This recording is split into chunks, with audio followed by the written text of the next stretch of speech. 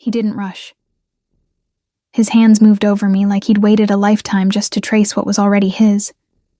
And when he came inside me, slow, deep, wordless, I understood. This wasn't duty. This was choice. A night with no promises.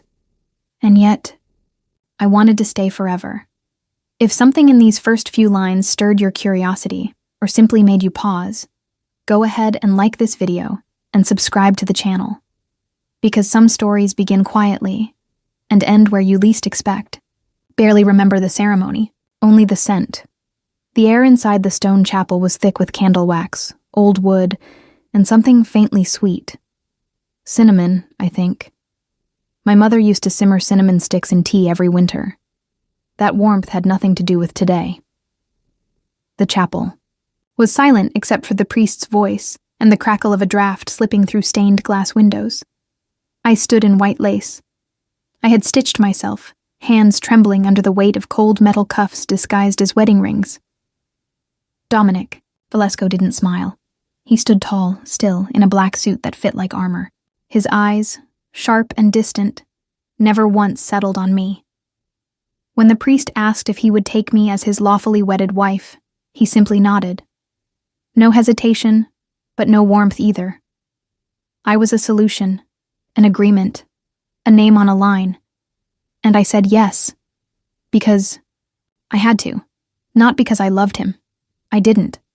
I hardly knew the man, but I knew what he held over us. My father's debt. Over $600,000 in defaulted loans. The kind that destroyed not only reputations but families. My mother's medication, the house we still lived in, my little brother's school tuition. They all stood on the edge of a cliff, and Dominic was the man holding the railing. Marry her, he'd told my father 2 months ago, his voice like cold steel over polished mahogany. Or lose everything. And now, I stood in a chapel as Elena Grace Velasco, wife of a man who hadn't spoken 10 full sentences to me. When it was over, no one clapped. No bouquet was thrown. No photos taken. The staff began blowing out candles before we had even left. The altar. I walked down the aisle alone. There's something people don't tell you about marrying out of necessity. It doesn't just bind your future. It redefines your past. That night, in the bridal suite, cold and immaculate with its velvet chairs and antique fireplace, I sat on the edge of the bed in silence. The dress clung to my skin, the pins digging into my scalp. I didn't cry. I didn't feel much of anything, until I saw the letter. It was tucked inside the drawer of the dressing table, hidden beneath a folded linen napkin. Yellowed at the corners, tied with a red silk ribbon I instantly recognized. My mother's. She always kept it in her sewing box to mark the special threads. She used that same ribbon the night she taught me to stitch French seams. My hands shook as I unfolded the paper. Her handwriting, curled, careful, rose from the page like a whisper across time. If you are reading this, my sweet girl, it means you've done something I never wanted for you, but perhaps something I always knew might happen. If the man you married is Dominic Velasco, then I need you to listen carefully. He is not what he appears, not only cold, not only powerful. I once knew a boy behind those eyes. He tried to hide his pain by controlling everything, including love. Don't hate him too quickly, and don't let your heart grow silent, even if his seems made of stone. Mom. I sat there for a long time, letter in my lap, the scent of cinnamon still lingering in the air like memory. I wanted to ask her what she meant, how she knew him, why she'd never told me. But she wasn't here to answer. She was in a care facility, tucked beneath white sheets, her mind drifting further away each month. Alzheimer's. That's what the doctors called it. I called it a slow goodbye. Maybe that's why I agreed to this marriage, because part of me thought I was already losing. So much I couldn't bear to lose her dignity too. Marrying Dominic wasn't noble. It was desperate. Quiet. Heavy. And yet, reading her letter, Something shifted. Not softened exactly, but cracked. Just enough to let in the possibility that maybe, just maybe, this wasn't the end of my story. Or hers. Or his. I looked up, at the mirror. My reflection stared back with unfamiliar eyes, tired, afraid, but still mine. I set the letter aside, rose and walked to the window. Outside, snow had begun to fall. It touched the stone pathways like forgiveness. Somewhere in the vast mansion, Dominic Valesco was probably drinking his scotch in solitude, the way men like him always did in novels. Brooding, dark-eyed, haunted by choices. But this wasn't a novel. This was my life, and I had just stepped into the first chapter of it. Not as his wife by love, but maybe, just maybe, someone who could learn what it meant to be more than a bride bought with debt.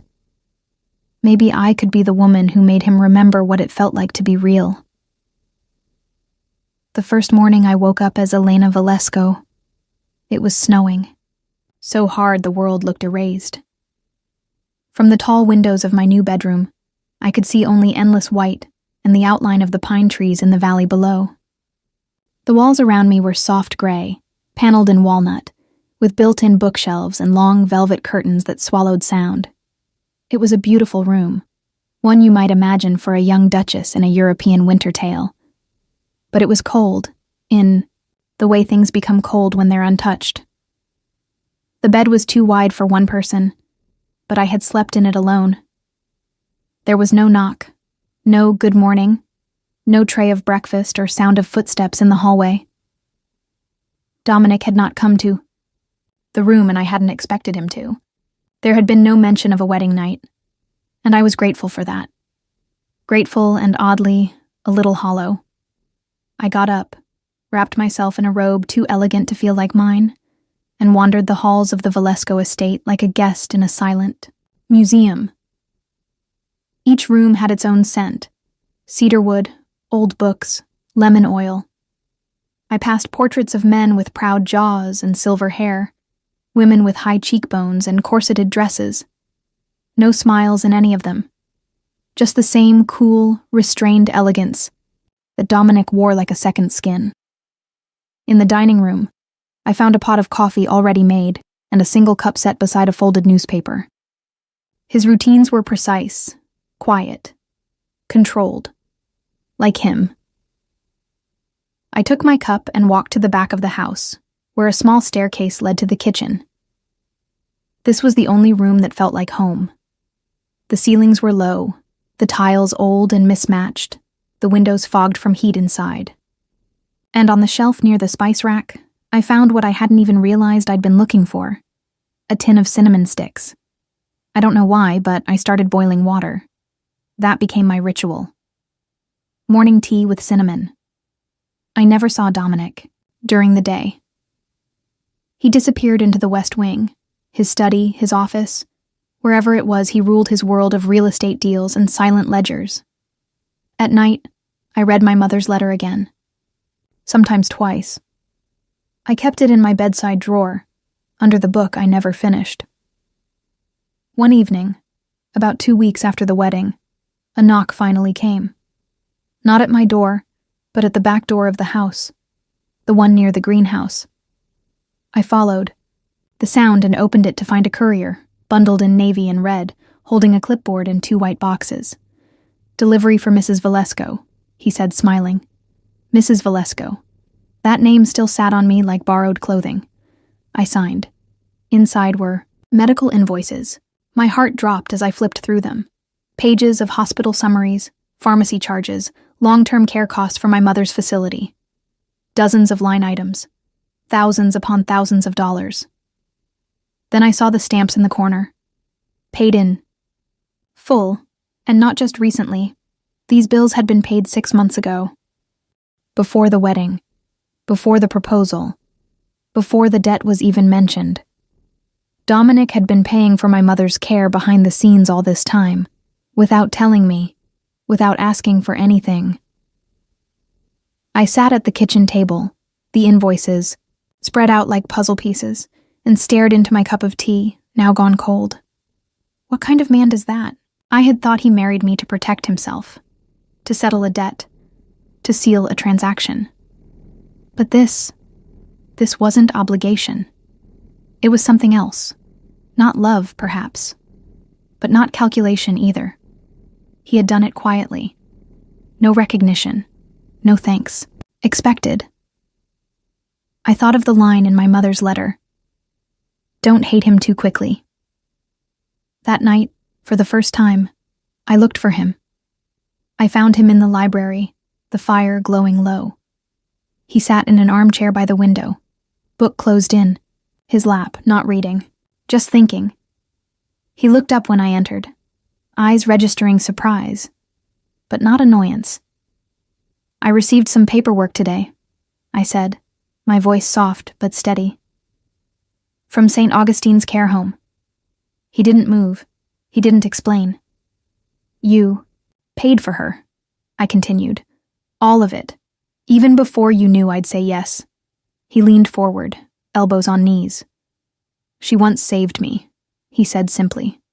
Years ago, when I didn't think I deserved saving. I waited, but that was all he offered. I didn't know, I whispered. Why didn't you tell me? Dominic shook his head, his gaze turning back to the fire. Not everything needs to be said to be true. There was nothing else between us in that moment. No grand gesture, no confessions. Just the silence of two people sitting in the same room, breathing the same air. No longer strangers, but not yet something else. I left him there, the light of the fire flickering against his cheekbones. He didn't follow, but he didn't need to.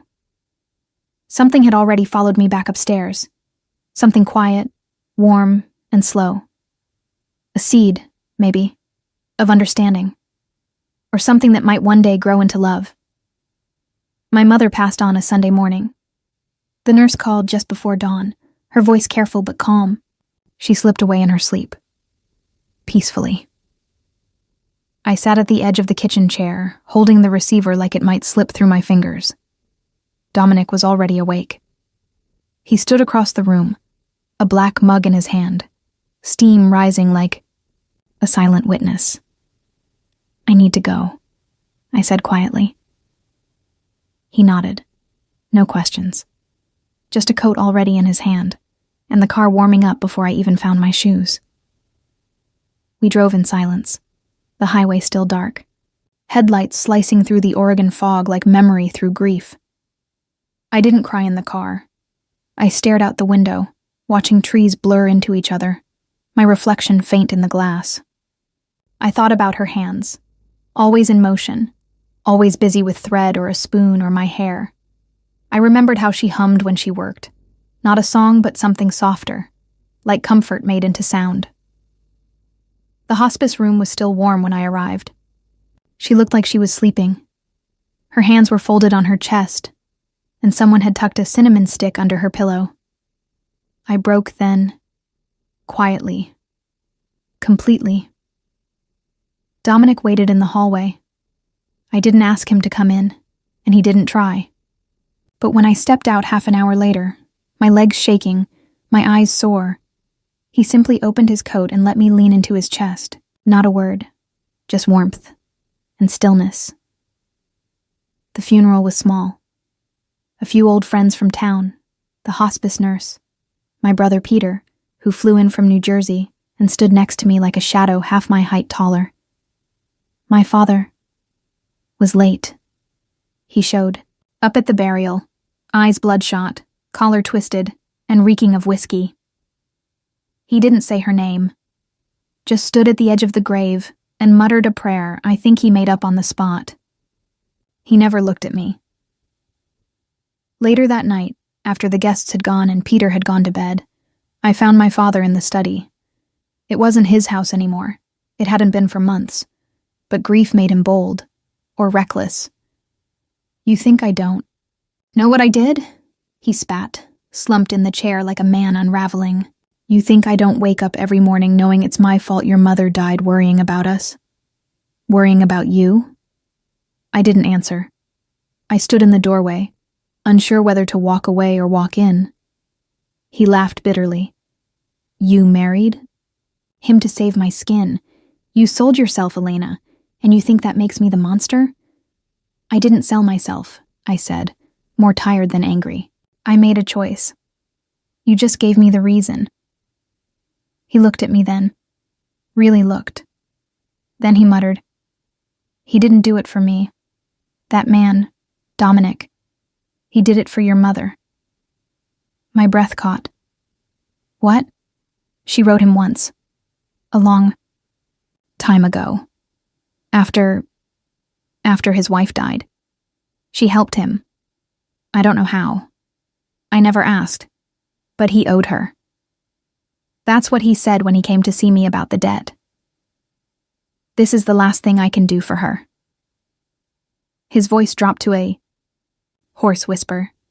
I thought he meant money. Turns out, he meant you. That night, Dominic came home late. I waited for him in the library, by the same fire that had warmed our first conversation. This time, I didn't wait for him to speak. She helped you, I said. My mother, didn't she?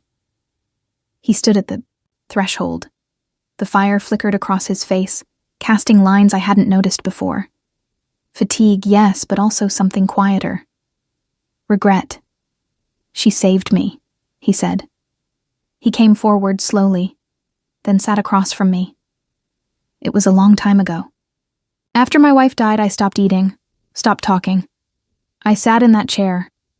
He nodded toward the velvet armchair near the fireplace. For weeks. Your mother had been hired to tailor the drapes for the dining room. She showed up with pins, in her sleeve and cinnamon tea in her thermos. My eyes widened. She didn't ask me to speak. She just worked and hummed and left a cup on the table beside me. Every morning. For 12 days. He leaned back, his voice steady. On the 12th day, I said thank you. That was the first word I'd spoken since the accident. She looked at me and said, Pain isn't a curse, Mr. Valesco. It's a passage. Don't build a mansion inside it. Then she went back to stitching. I swallowed. Why didn't you tell me any of this? Because I didn't want your love, he said plainly. I wanted to repay a debt, and I didn't want to use your grief for my redemption. We sat in silence, but it wasn't a silence that hurt. It was a silence that held. I stared at him. Really stared. I had spent weeks thinking of Dominic as cold, calculated, but sitting across from me now was not a man made of stone. He was a man who had once been broken, then stitched back together by a woman with a cinnamon thermos and a gentle song, and now he had tried to do the same for her daughter. I rose from my chair and crossed the room. I didn't touch him, but I sat beside him, shoulder to shoulder. And for the first time, we watched the fire together. Not as strangers bound by paper, but as people beginning to understand what presence really meant. The days after the funeral passed like smoke through an open window, thin, shapeless, and impossible to catch. I returned to the estate because I had nowhere else to go. Not because Dominic asked, not because of obligation, but because the silence of that place didn't feel so harsh anymore. It felt shared. There's something about grief that slows time. You start to notice things you never did before. The way light hits a window at 6:17 a.m. The way your breath fogs in a kitchen that's still asleep. The way footsteps sound when they're the only thing moving in the house. That morning, I woke up before the sun. I didn't mean to. It just happened. Pulled a cardigan over my nightgown and padded barefoot down to the kitchen. The air was cold, the floor colder, but the act of walking, of doing something, was grounding. Familiar. I boiled water, added a cinnamon stick, and watched the steam rise like memory. It was the only routine I had left from before. A small rebellion against everything that had changed. I was stirring quietly when I heard the floorboard creak behind me. I didn't turn. I didn't have to. Couldn't sleep? Dominic's voice was soft, still hoarse with sleep. I shook my head and poured a second cup without asking. He walked past me and leaned on the counter opposite the stove, folding his arms. He wasn't in a suit. Just a soft gray sweater and worn slacks, barefoot like me. It made him look less like a statue and more like a man trying not to crack. He took the mug when I handed it to him, and for a moment, we stood there, just two people in an old kitchen, cradling warmth between our palms. He took a sip and smiled, barely. "Still cinnamon," he murmured. "Just like her." I nodded, not trusting my voice. He didn't speak again. He didn't need to. Sometimes presence speaks louder than comfort. We sat at the small kitchen table, the one tucked near the window with a view of the garden's bare branches. Neither of us said a word for 10 minutes. But something shifted, not in the room. In me. There was a quiet magnetism to the way he held his cup, like he was steadying himself from the inside. I watched him, really watched him, not as the man who married me out of debt or the man who saved my mother, but as someone who had been alone for a very long time. I don't know what made me do it. Maybe it was the steam rising between us. Maybe it was the ache in my chest that no longer felt like loss but like space that wanted to be filled with something human. I reached across the table and placed my hand on his. He froze. Not in fear, not in rejection. Just surprise. His eyes met mine. There was no fire in them, no calculation. Just warmth, dulled by time, but not extinguished. "I'm still here," I whispered, not even sure what I meant by it. He didn't answer with words. He turned his hand over, palm up, and laced his fingers through mine. We sat that way, hands joined, mugs cooling, outside light growing inch by inch. The room didn't change. The house didn't shift. But I did. For the first time, I wasn't surviving inside the walls of the Valesco estate. I was choosing to be here, to reach out, to stay. Later that morning, I returned to the sewing room at the back of the house. It had been unused for years, but I found a box of my mother's things, her measuring tape, her thimble, even the small pincushion shaped like a tomato I'd always loved as a child. I brought them upstairs and arranged them by the window. Dominic found me there in the afternoon. "You're sewing again?" he asked gently. I nodded. I think she would have wanted that. He stepped closer, hesitating. "I want to give you space, Elena, but I also want you to know I'm here, not as an obligation, not anymore." I turned to face him. The sunlight caught the gold flecks in his eyes, and for once they looked tired. Human. Honest. "I know," I said. "That's why I'm still here too." We didn't touch. Not this time. But there was something in the stillness between us that felt closer than contact. It was no longer about owing, or rescuing, or repaying. It was becoming something else, entirely. That night I wrote in my journal, a habit I'd lost since the wedding. I wrote, "Today I touched his hand and didn't pull away, not because I had to, not because I wanted to understand him, but because for the first time, I felt understood. I didn't know what would happen next, but as the wind brushed softly against the window panes and the scent of cinnamon lingered in the folds of my sweater, I felt the first stirrings of something like peace. The box smelled like her.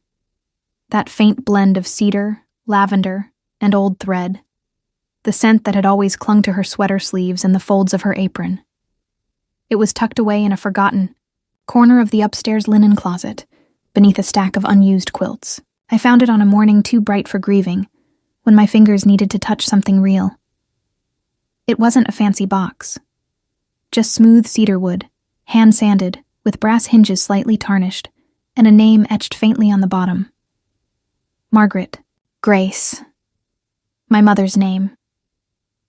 Inside, I found buttons, hundreds of them, sorted by color and sewn onto tiny scraps of fabric. Her old glasses case, a rosary, a handkerchief embroidered with my initials, and wrapped in tissue paper, a sealed envelope addressed in her hand, to the man who loved my daughter in silence. My breath caught. I stood there, barefoot on the wooden floor, heart pounding like I'd stumbled upon something sacred. I hesitated. For a moment, I wondered if the letter was meant for Dominic, or someone else. But I knew. I had always known. I sat down at the foot of my bed, carefully unsealing the envelope.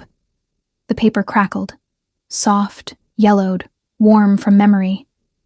Her handwriting was steadier than in the later years. This had been written with full clarity. Intention. You may never read this, or you may only read it when you believe you failed her. If so, let me say this first. You haven't, Dominic. Thank you for loving my girl the way you loved your grief. Quietly, without display, but with depth. I could feel even when you said nothing. You have always carried love like a secret. But secrets weigh, don't they? If she's with you now, if she's reading this beside you, please do not wait another year to tell her what you feel. She is her mother's daughter, strong, loyal, and too quick to give herself away without asking. What she deserves in return, give her honesty and warmth, and the space to choose you freely, not as payment, not as gratitude, but as a woman ready to belong. You owe me nothing, but you owe her that. Margaret Grace. I folded the letter back with trembling fingers, tears sliding down without warning. It wasn't just a blessing. It was a charge, a mother's final ask. And suddenly I realized something I hadn't been brave enough to face before. I had been falling for him, not the man in suits, not the rescuer of debts, but the man who sat with his grief like it was furniture, who drank tea without sugar because that's how my mother made it, who touched my hand like it meant more than any vow. He hadn't spoken his feelings, but she had seen them. Long before I did. That evening, I waited for him. Not in the kitchen, or the sewing room, or the firelit library. I waited by the garden window in the east hallway, the one my mother once said had the most honest light. Dominic appeared just before sunset, coat in hand, ready to leave for a meeting, his jaw set as always. But when he saw me, he paused. Found something today, I said, voice steady. He raised an eyebrow. A letter, from her, for you. His face didn't change, but he didn't look away either. I handed him the envelope, now resealed, and nodded. You should read it alone. But I wanted you to know. She knew. He took the letter with careful fingers, as if it might dissolve. She said, You carry love like a secret, I added, watching him closely. A long silence passed between us. Finally, he spoke. She knew me better than I ever deserved. I smiled gently.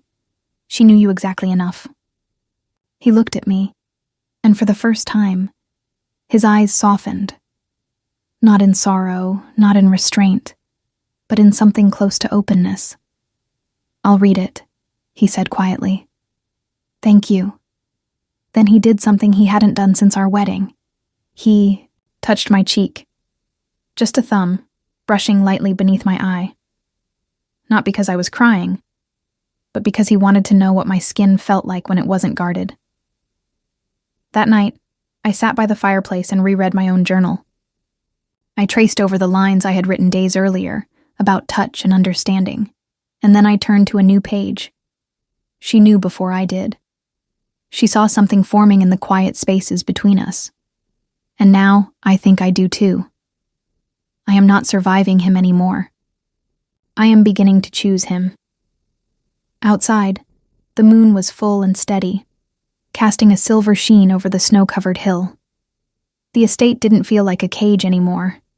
It felt like a place something new might grow. Something patient and real. And, just maybe, something lasting. The orchard behind the estate hadn't bloomed in years. The apple trees still stood, bare and patient, branches like veins reaching for something just beyond the horizon. The snow had melted in patches, revealing the hard ground beneath, dark, damp, waiting for spring. Dominic met me there, as promised.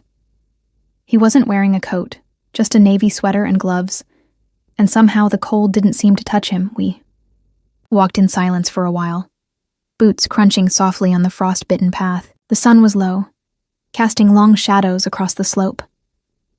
Orange light caught in the spaces between branches, stretching the trees like ghosts into the snow. He was the one who spoke first. I planted these trees the year after Clara died. I stopped walking. Clara, his wife. The name he never spoke. He kept his eyes ahead, voice low and even. We'd bought the estate together just 6 months before the accident. She wanted an orchard. She said it would remind her of her childhood in Maine. I thought it was impractical. I said trees take too long to grow. A faint smile tugged at his mouth. She said that's what made them worth planting. We kept walking. My chest felt tight, not from jealousy, but from something more complicated. Reverence, maybe. The sense of touching a memory not your own. She died in a car accident, he continued. Coming home from the market. It was raining. A truck ran a red light. It was instant. I didn't interrupt, just listened. She was the light of every room, he said, and when she left, the house went dark. He paused. I left the orchard alone after that. Never touched it again. A wind moved between us.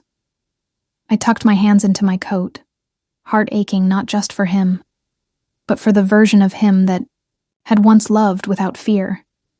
She was a good woman, I said gently. He nodded. But I didn't know how to grieve her. Not properly. I turned silent. Hard. I stopped living in rooms that had memories in them. And that's when your mother showed up. We had reached the edge of the trees now. The light was gold, spilling across his face like a benediction. For the first time, he looked younger. Not in age, but in spirit. Like someone beginning to shed an old skin. She didn't ask questions, he said. She didn't try to fix me. She just showed up every morning and made tea, cinnamon and honey, left it by the chair. I know, I whispered. She wrote about it. She remembered everything.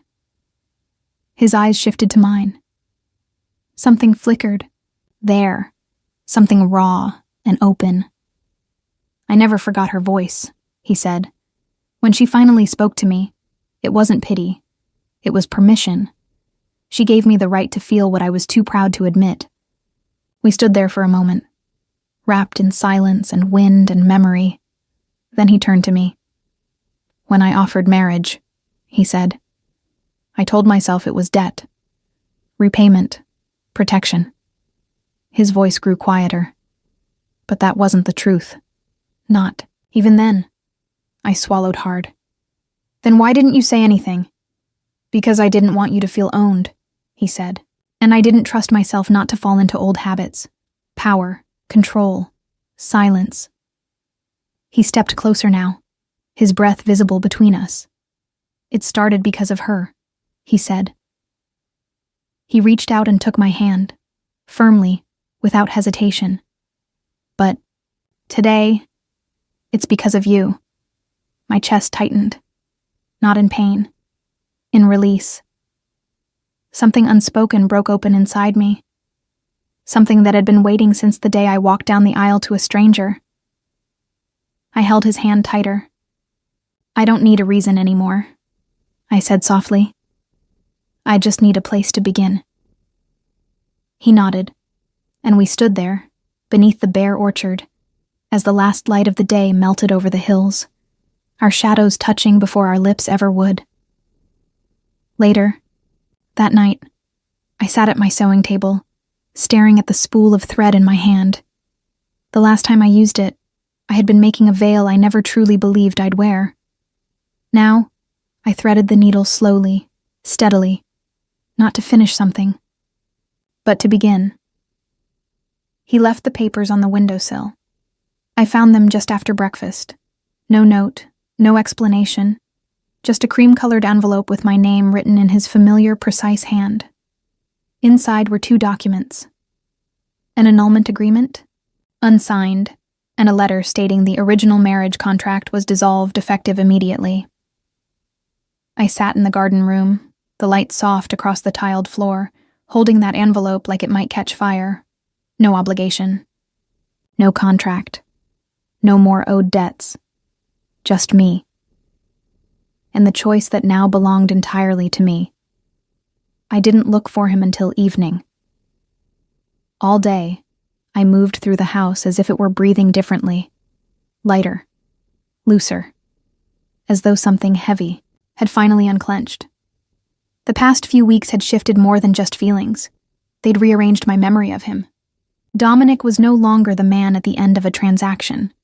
He was the man who brewed cinnamon tea, who stood silent beside a grave, who listened more than he spoke, who let go before he ever demanded.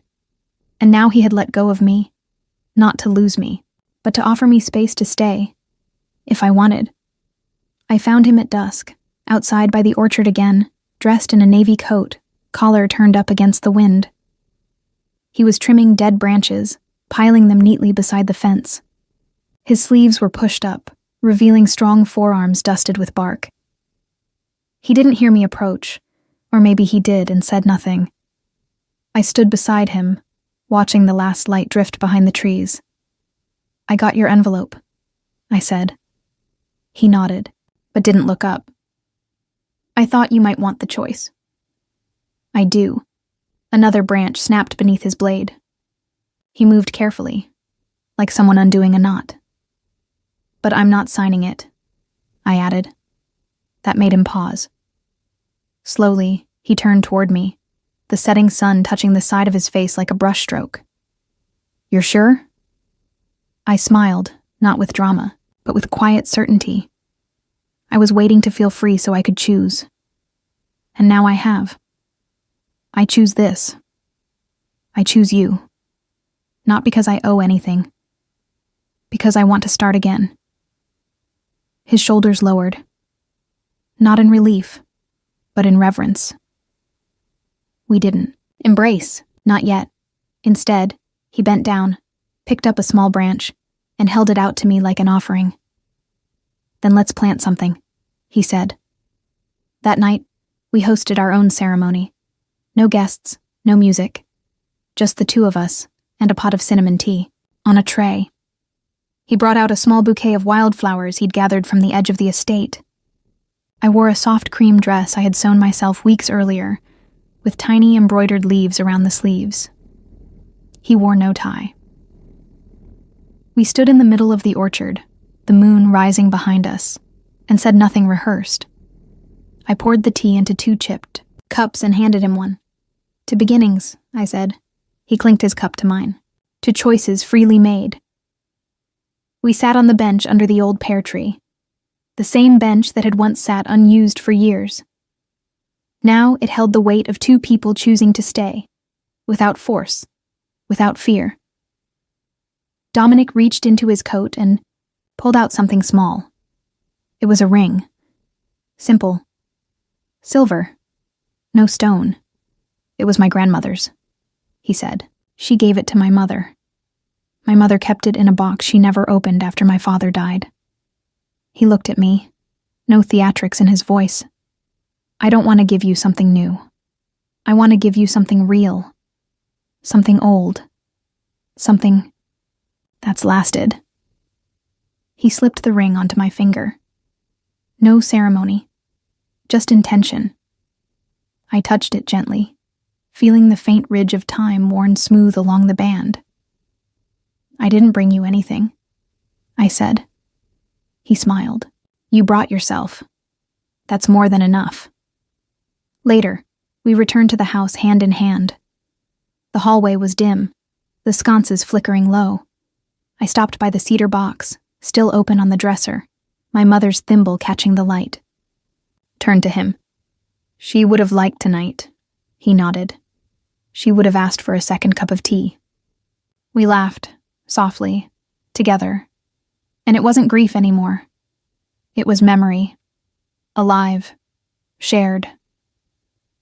That night I didn't write in my journal. I didn't need to. Some moments are too whole to be captured.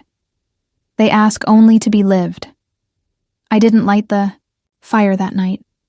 The room was already warm from the afternoon sun, and I didn't want anything burning except what was about to happen between us. The bed was turned down. The lamps were dim. The window cracked slightly to let in the scent of pine from the hills. He knocked once, but I'd already left the door open. Dominic stepped inside without speaking. He was in a black t-shirt and linen, pants, his hair slightly damp from a shower, and for once he looked uncertain, not guarded, not cold, just human. I stood by the window in a simple cotton nightgown. No silk, no lace, no pretense. I wanted him to see me the way I was, and I think he did. His eyes moved over me slowly, not as a man claiming something, but as one approaching something sacred. "Are you sure?" he asked. I nodded once. Yes. Not because of a contract. Not because we're supposed to. Just because I want to. He came closer. Not rushed, not hesitant. His hand brushed mine, and when I didn't move away, he took it fully. We stood there for a moment, hand in hand. Quiet. Present. Then I led him to the bed. He kissed my shoulder first. Not my lips. My shoulder. Bare, where the gown had slipped slightly down. His mouth was warm. Careful. Then his hands found my waist, both of them, and held me still as he pressed his face gently into my neck, just breathing me in. I slid my hands under his shirt and lifted it. He let me. I touched his skin. Warm, solid, real, and felt the breath he drew when my palms skimmed his ribs. He took my gown off next. Slowly. Not like peeling something away, but like unfolding it. Like unwrapping something that wasn't fragile but worthy of care. We were naked, but we didn't rush. He kissed my collarbone, then the center of my chest, then the soft skin just beneath. His hands followed, tracing down my sides, learning. Me by feel. I gasped once and he paused. "Okay?" he asked. "Yes," I whispered. "More." He kissed down my stomach, then back up, hands spreading across my hips. I pulled him up to me, face to face. Then I touched him, fully. No mystery. Now, no shame. He groaned softly, forehead resting against mine. We climbed into bed together, sheets cool against our skin. He settled between my legs and waited, holding himself above me, his gaze locked to mine. "Still sure?" he asked again. "Yes," I said. "I want this." And then he entered me, slowly, carefully, fully. I gasped again, not from pain, but from the fullness of it, the realness. His hands gripped mine, fingers interlaced above my head on the pillow. He moved slowly, deep, even. I matched him, body rising to meet his. We said nothing, just breathed, moved, became. He looked down at me, not with hunger, but with something quieter, something reverent. And then, as he pushed one final time, deeper than before, he exhaled and came inside me. I felt the warmth spread through me. I held his body tighter. He didn't pull away. He stayed in me, his weight settling carefully against mine, his mouth on my cheek, one hand still holding mine tightly as if afraid I'd drift away. We lay there, Our bodies joined. The air between, us calm and quiet, no urgency, no demand, just two people who had finally arrived. Later, when he rolled to his side and pulled me close, I rested my head on his chest and listened to his heartbeat. It was steady, real, like his hand on my hip, like his breath on my temple. Neither of us spoke for a long time. Then I whispered, "Thank you." He answered, "For what?" "For not rushing, for not pretending, for letting this be real." He kissed the top of my head. "It's the only way I want it." We fell asleep like that. No promises, no vows, just skin, breath, warmth, and the quiet comfort of knowing we had nothing to prove, only something to share. Ourselves. 1 year later. The house breathes differently. Now. There's a warmth in the hallways that didn't used to be there, like something has settled, quietly and firmly, into place. The orchard has started blooming again. Dominic replanted 2 trees last spring. We don't know if they'll bear fruit, but we walk through the rows most mornings, hand in hand, watching the branches fill with life. This morning, I sat at the kitchen table while the kettle boiled, a cinnamon stick already waiting in the mug. I felt her move, just a flutter, like a page turning inside me, and I thought, she'll want to know how this all began. So I wrote her a letter. Not because I expect to explain everything, but because someday she might ask. And when she does, I want her to know the truth. Not the polished version, but the real one. To my daughter, you will grow up in a house that feels warm, that smells like tea and pine and old books. You'll walk barefoot on wood floors and ask why we keep 3 chairs in the garden when there are only 2 of us. One of them is for your grandmother. She never met you. But she saved your family before you were ever born. She taught your father how to grieve. And she taught me how to stay soft, even when the world felt sharp. I married your father before I ever loved him. I married him to save my family. And then, slowly without realizing it, I began to save myself. From fear, from silence, from the idea that love has to arrive with fireworks. Sometimes love shows up quietly. Sometimes it makes tea. Sometimes it waits. Your father waited. He let go of me before I asked him to. And in that space, I chose to stay. I hope one day when love comes to you, it feels like peace. Not a storm to survive, but a place to rest. Hope you never confuse noise with depth, and if you do, come sit with me in the kitchen. I'll make you tea, we'll talk, or we won't. Either way, you'll be loved, always. Your mother, Elena. I folded the letter, slid it into an envelope, and placed it gently in the cedar box, beside my mother's thimble, and the ring that once belonged to Dominic's grandmother. It didn't feel like closure, it felt like continuation. Dominic came in a few minutes later, brushing snow off his coat. He saw me standing at the box and paused, a quiet question in his eyes. "A letter," I said. He smiled. "For her?" I nodded. "For when she's ready?" He came over, kissed my forehead, and pulled me into his chest, the same way he always does when words feel too small. We stood there a while. His hand rested over my growing belly. The room smelled like cinnamon and something sweet baking in the oven. Outside, the trees were dusted white again. Inside, we were steady.